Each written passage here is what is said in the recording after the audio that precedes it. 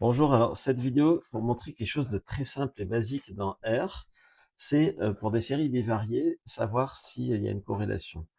Alors, on a vu ensemble qu'il peut y avoir plusieurs types de corrélations entre deux séries univariées. Donc une série bivariée, c'est un ensemble de deux séries univariées. Il peut y avoir une corrélation linéaire ou des corrélations fonctionnelles avec des fonctions très classiques.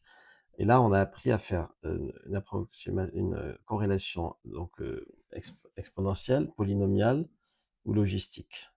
Voilà, donc c'est assez simple. Et donc, il faut savoir reconnaître graphiquement laquelle est laquelle. Donc voilà un exemple des corrélations possibles, polynomiales, donc les trois premières là, degré pair, degré impair, exponentielle, les deux qui sont ici, et logistique, ici, donc qui fait 0 d'un côté et 1 de l'autre. Voilà, donc ça, il faut savoir identifier parce que c'est, je veux dire, c'est visuellement qu'on va trouver. Alors ici, on nous dit importer les deux séries bivariées, tracer le nuage de points, le centre de gravité et l'ajustement. Voilà. Donc on va utiliser LM, donc il y a d'autres façons de faire des corrélations. On va utiliser LM, le couteau suisse LM. Donc l'un sera linéaire, l'autre non linéaire classique. Voilà. Donc regardons ici ce code. Alors, je rappelle que puisque je dois importer des documents externes, je dois vérifier avant tout. Donc, je rappelle, on peut cliquer là, par exemple, pour aller ici dans la recherche des fichiers. Et puis comme ça, j'indique dans quel dossier je suis. Je suis là, où j'ai tous les CSV à importer. Et donc, je n'oublie pas de faire cet as working directory. Donc, je rappelle, puisque voilà. Alors du coup, je commence à importer le fichier B1.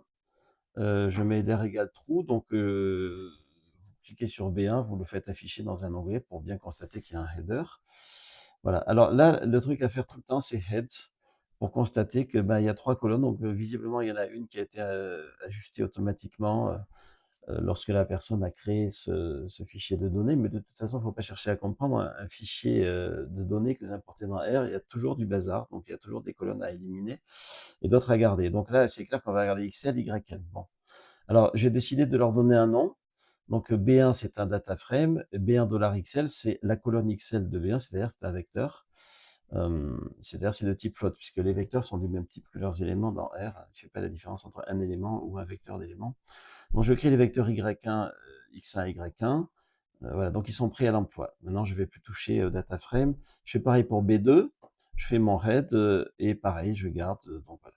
Et donc maintenant, je vais tracer mes deux courbes. Donc je fais dev off. Ça veut dire que je lui demande de fermer les graphiques parce que peut-être précédemment, j'ai fait des paramètres row qui permettent de quadriller les graphiques. Donc je remets tout à zéro, j'efface l'écran. Alors il ne veut pas le faire parce que je l'avais déjà effacé avant de faire cette vidéo, mais c'est pour montrer. Donc maintenant, je fais ça. Donc ça se voit pas. Il divise en 2.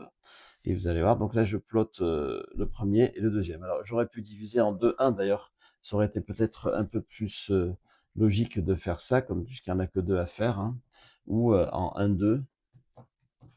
Bon, voilà, donc je plotte le premier et le deuxième. Donc, vous voyez qu'on n'y voit pas grand-chose comme ça parce que c'est trop allongé, hein. Donc, je garde mon 2, voilà. Alors, donc, on regarde maintenant ici et on se dit, bon, ben là, clairement, c'est linéaire, vous n'avez pas photo. Voilà, et là, clairement, c'est logistique. On voit vraiment cette courbe qui part de 0, qui monte jusqu'à 1.